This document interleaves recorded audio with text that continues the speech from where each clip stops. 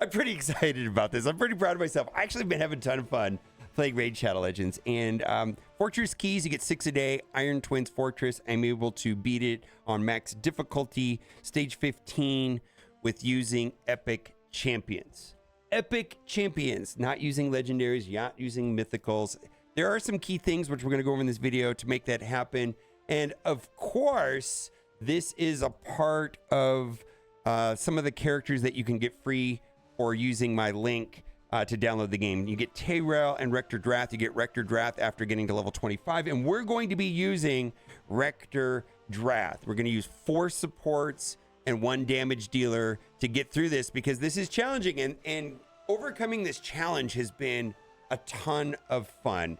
The main thing about the Iron Twins is he has absolutely ridiculous resistance, and the one stat that is completely blindsided me in this game is how important accuracy is. And so I went to the Hellsites website, typed in difficulty 15, and the boss there has a resistance of 350, meaning I'm going to have 375 accuracy to get through this, which is very high. Like clan boss and things like that, typically in large parts of the game, I don't really need more than, let's say, 250, but 375 is somewhat challenging to get.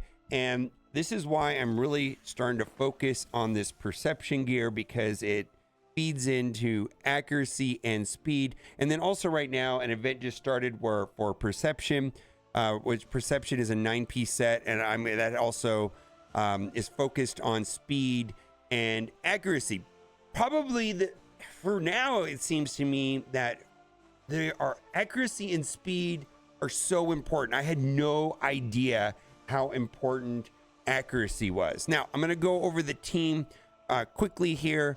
Rector Drath, the key thing is accuracy is at 382, which I'm going to need because her A1 or basic attack is going to put attack down, which is very, very important.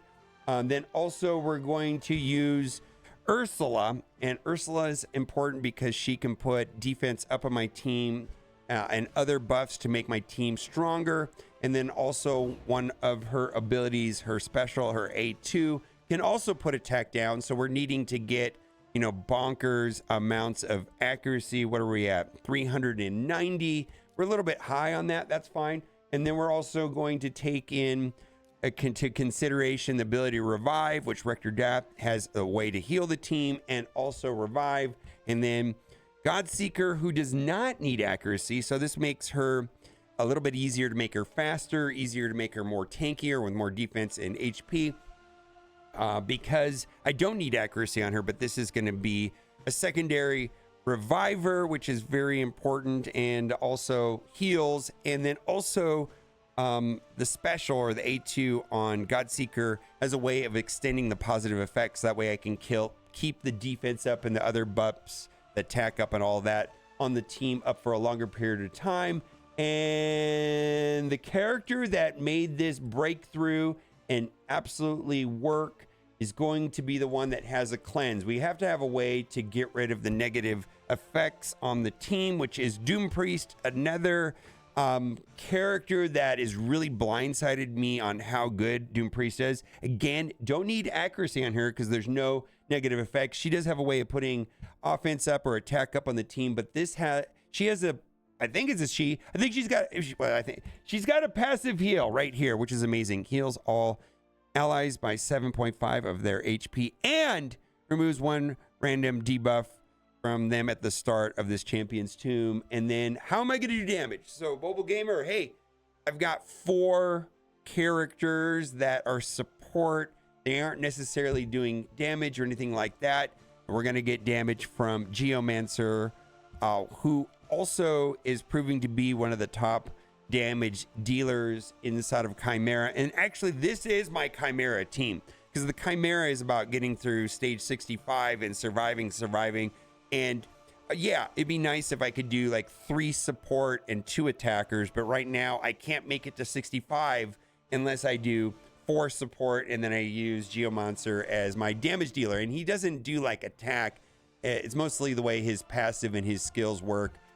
This guy is probably my best epic, feels like. I think Armstrong's pretty good also, but Stoneguard not only decreases the damage of all allies received, but there is a massive way of doing max, basically reflecting damage back on the boss. And this is the primary way we're going to do damage. And the reason why this is important is that there's a loophole on this, on the mechanic here on the twins. We're going to go into this battle. You can see we got the team. But if you click the button right here, there's a boss guide.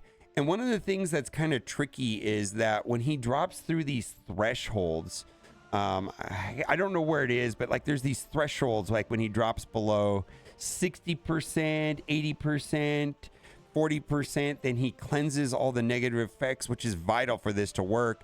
And then he does damage right here. Whenever the Iron Twins HP drops below 80%, 60%, and 40%, remove all debuffs from the Iron Twins, then instantly attacks all enemies. I've been noticing that the reflection damage, or whatever the HP burn, whatever the damage is on Geomancer, does not trigger that.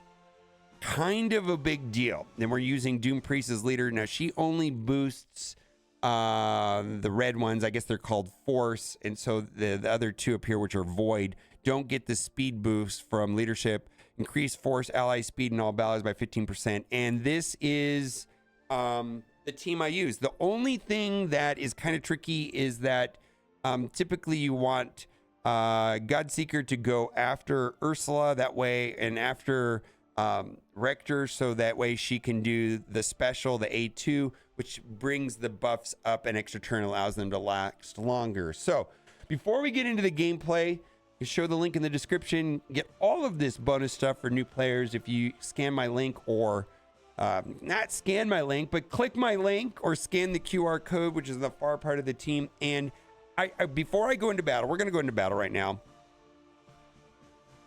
I'm able to auto this, but it's currently at the power levels that I have. I can't do it 100% of the time. I think I'm having like an 80 or 90% chance of getting through this. And I'm just going to, upgrade these guys, maybe do this inside of Live Arena. There's the bonuses, which can boost this game mode. And, I just need to upgrade them a little bit more. And I'm sure as I get more red stars on them, which that's what the whole point of this game mode is, red stars.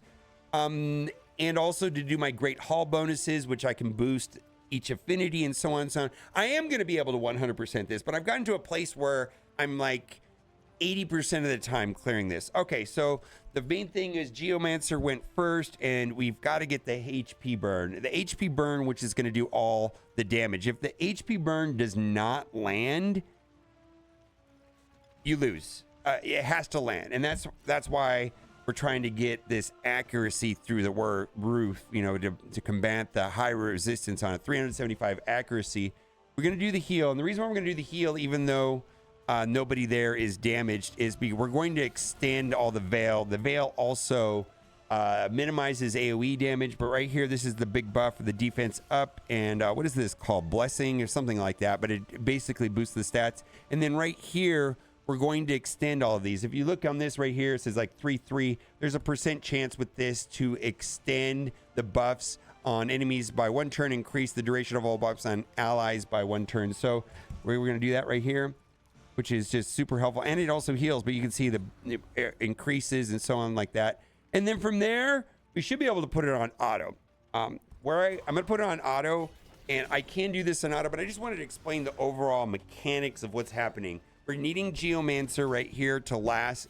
So right there, he cleansed it. So the threshold did not come from the Geomancer. So now for this to really do any more damage and to move forward, I need for Geomancer to cycle and get that HP burn, the heart with like the crack thing, or else we're dead in the water.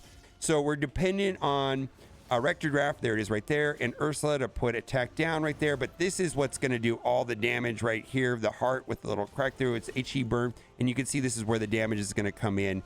And The other 4 members are there just to do revives, keep the team down, keep the team alive, put attack down. Again, it procced again. So we're not having success, but hopefully we have enough sustain to get through it. Now, this negative effect right here, I'm not able to resist that, and then it's not able to be cleansed because it's in the yellow border, where he does a lot more damage when he gets below a certain HP threshold. It's towards the end of the fight. He does insane damage, and then we're just praying that we have all the buffs up and that we're doing damage from the HP burn on Geomancer, and I'm going to be able to get red stars. This is something that happens every day, which is a big deal. And I know red stars are not like the most important thing in the game, but they are important, and it's one of the many progression elements here in Raid Shadow Legends. So we're in a problem right here. We need to get that HP burn back up.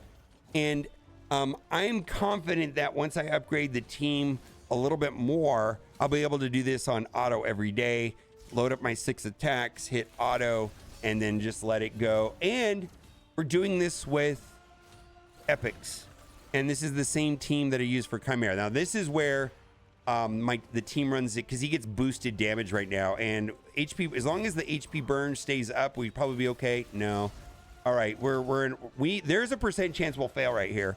And I might have to pop it off auto because the revive order matters. So people are going to probably die right here. We're not doing damage because we don't have the HP burn. Come on, Geo, put the HP burn out there and finish this off. I think he's dead now. Yeah, there he is. There he goes. He did. HP burn is going to do the damage. You can see that basically Geomancer did all of the damage for the team. And this is the exact same team that I use for Chimera. And when I can get the teams built up, or if I get legendary support, I'd like to pivot my Chimera team to have 2 attackers, but for right now, I'm doing the same thing. 4 support, 1 attacker. It seems to be the strategy that's working for me on Chimera. Maybe I'll make a separate video for that. The difference, though, is on Chimera, at least the versions of Chimera that I'm fighting, don't need this ridiculous 375 accuracy. And I just got to say this also, accuracy and speed are super important. Through the faction wars, which is another part of the game, everything seems to feed into each other. You know, you get good at one game mode so you can be good at the other one. But the faction wars is what's fueling the forge and getting this perception gear. So I probably need to craft all this, but this gives accuracy and speed. And then there is an event. I just saw the notification, but I haven't looked, but that's for the pinpoint gear. The pinpoint gear, I'll just show what that is. The pinpoint gear, let's see if I can find any pinpoint gear. The pinpoint gear is big on that too. So there's a piece of pinpoint gear right here. This all adds up. This is all focused on accuracy and speed. So the event just went live today. I haven't looked at the details, but I'm going to be trying to get as much pinpoint gear as possible, because accuracy and speed are so useful on pretty much any character that depends on placing negative effects. Accuracy is so important. And then this is a turn-based game. Speed, speed, speed, speed, speed, speed. Oh my God. The more turns that your character can take generally is a good thing, right? It's a turn-based game. Let me know what you think in the comments section. Also, big shout out to Raid Shadow Legends for sponsoring the video. Don't forget to use my code, link in the description or QR on the screen, so you can get on your way with Rector Drath, because this build depends on Rector Drath. I didn't even have to, I needed the heals from her. I needed the attack down from her. I needed the ability to revive if I ran into trouble there at the end. All right, bye for now.